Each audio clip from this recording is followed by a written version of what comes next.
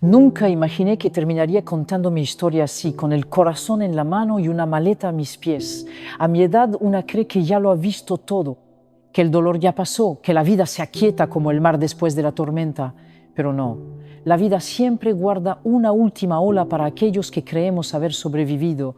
Mi nombre es Elena, tengo 68 años y durante casi toda mi vida fui madre, cocinera, enfermera, maestra, obrera y hasta escudo humano cuando se trató de proteger a mis hijos.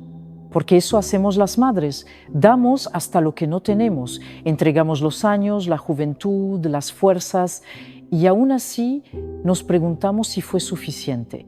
Tuve 3 hijos, los crié sola.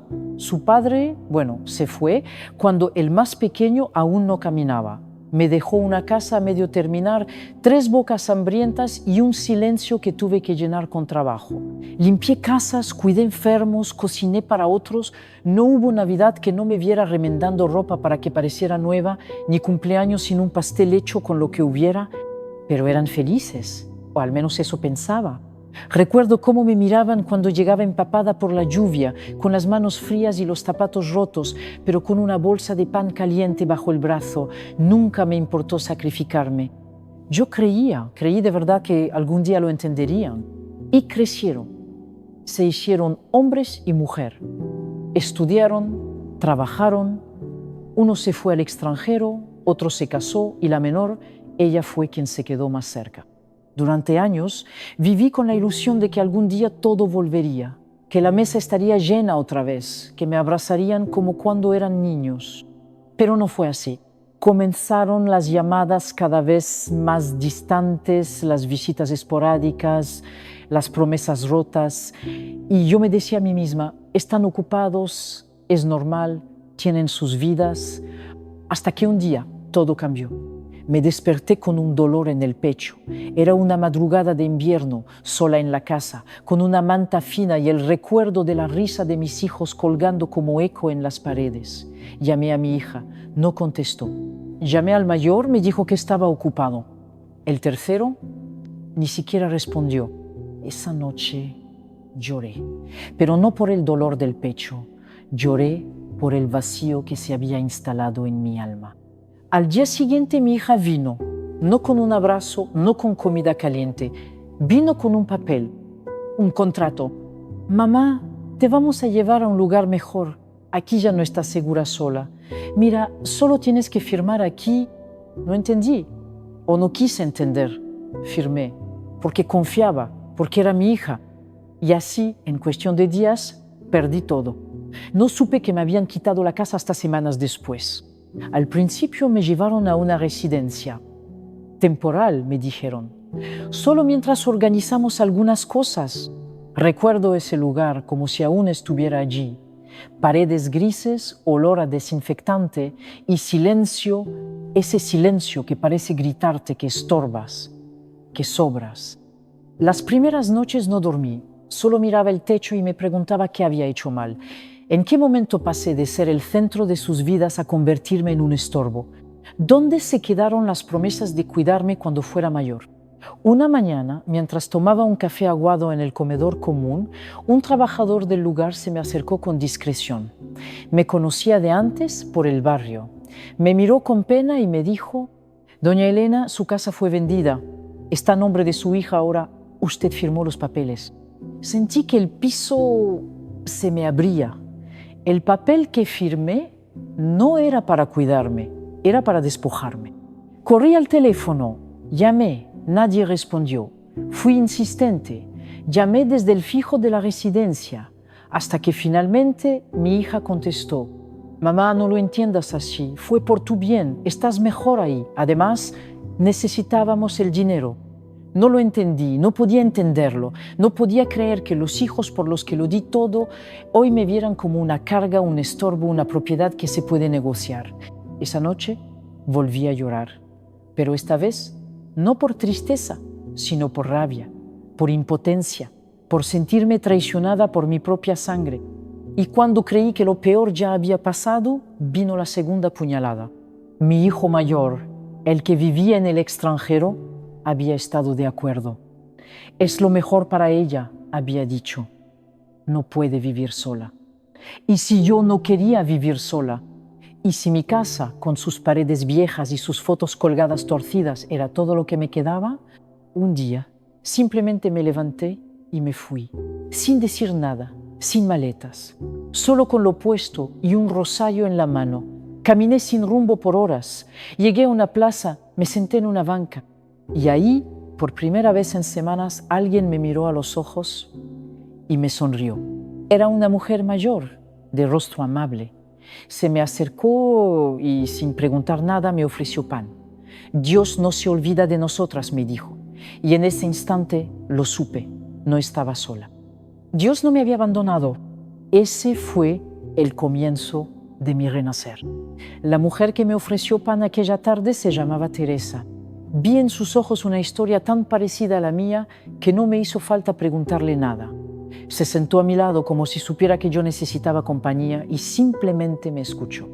No me juzgó, no intentó consolarme con frases hechas, solo me escuchó.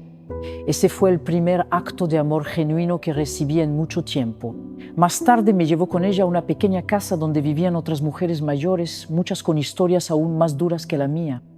No era una fundación oficial, no tenía un letrero en la puerta ni visitas del gobierno, era algo más fuerte, un hogar improvisado, nacido de la compasión. Ahí compartíamos lo poco que teníamos: pan, té, palabras y silencio. Y por primera vez comprendí que el dolor compartido no se multiplica, se divide. Cada noche, entre oraciones, me sentía menos sola, menos rota. Una de las mujeres, Rosa, tenía una voz cálida y un carácter firme. Me animó a escribir lo que sentía. Sácalo todo, Elena. Escribe lo que no pudiste decirles, lo que te dolió, lo que te hizo fuerte, no para ellos, para ti. Y escribí cartas que nunca envié, párrafos llenos de preguntas que no esperaba que nadie respondiera. Escribí mi verdad. Y con cada línea sentí como las cadenas del rencor se iban aflojando. Un día, una trabajadora social llegó al lugar, vio mis escritos y me preguntó si podía compartir uno en una página de ayuda. Accedí sin esperar nada, pero pasaron los días y el mensaje se esparció.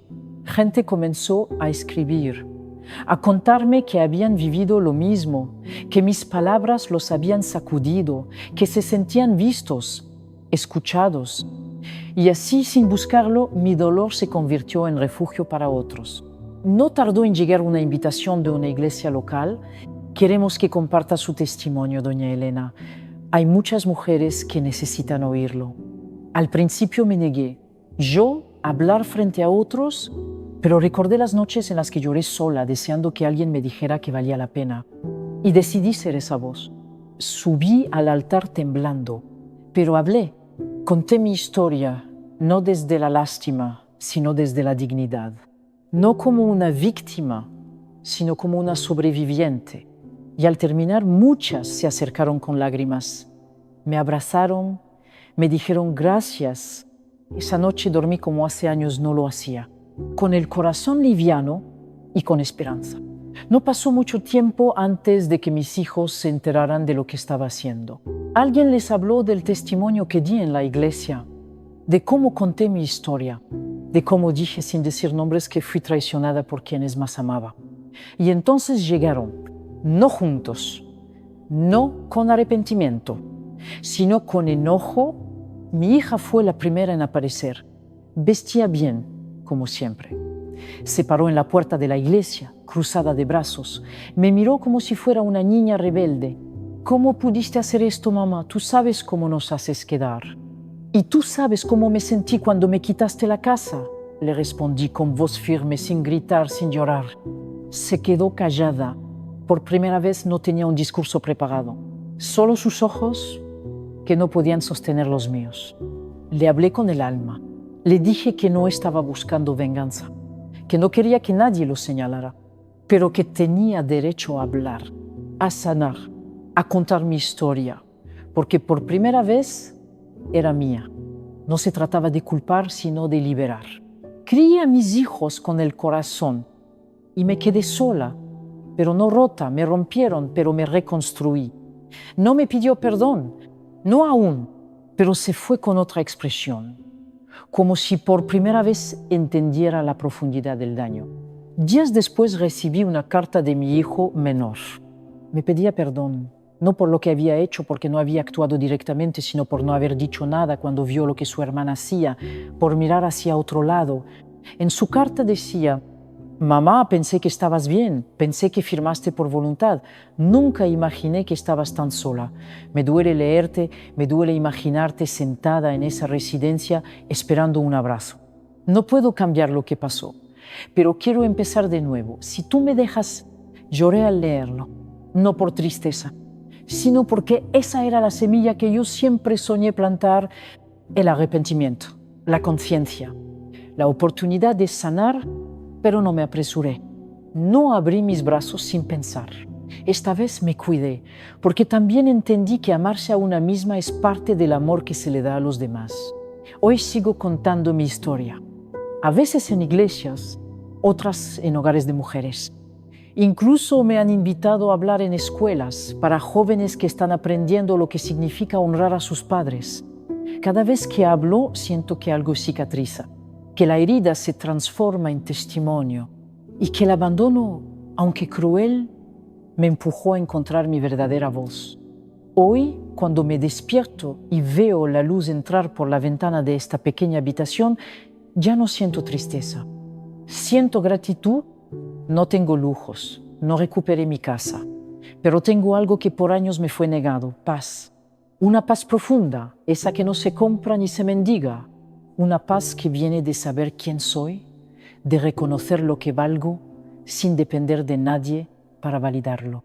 Conocí a otras mujeres con historias como la mía, algunas más duras, otras distintas, pero todas cargadas de silencio, y entendí que mi historia no era solo mía, era de muchas madres olvidadas, mujeres invisibles, heroínas anónimas que dieron todo por sus familias y terminaron relegadas al olvido.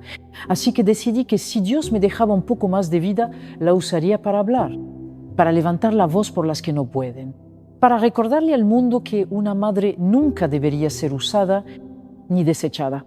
Hoy doy charlas en centros comunitarios. Algunas personas me invitan a sus casas para orar juntas. Otras me escriben solo para decirme: «Gracias, doña Elena, me ayudó a entender a mi madre». Y ese es mi mayor consuelo. Mis hijos me buscan de vez en cuando, a veces para saber cómo estoy, otras con la esperanza de que el tiempo haya borrado las heridas. Yo los recibo con respeto, pero también con límites. Ya no soy la mujer que permitía todo por miedo a perderlos. Ya no estoy dispuesta a volver a mendigar afecto. Uno de ellos me abrazó el otro día.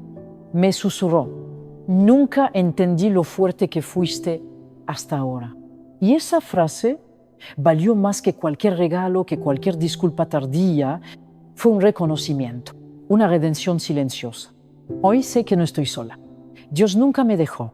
Él permitió mi quebranto para llevarme a un nuevo propósito, para que desde el fondo de mi dolor naciera una voz que consuela, que sana, que ilumina. Y si tú que me escuchas estás pasando por algo parecido, si sientes que te han dado la espalda, si piensas que ya no vales nada, escúchame bien. Tú eres valiosa. Tu historia no ha terminado. Lo que otros desecharon, Dios lo levanta y lo transforma en testimonio vivo, porque mientras respires, aún hay propósito. Y mientras ames, aún hay esperanza.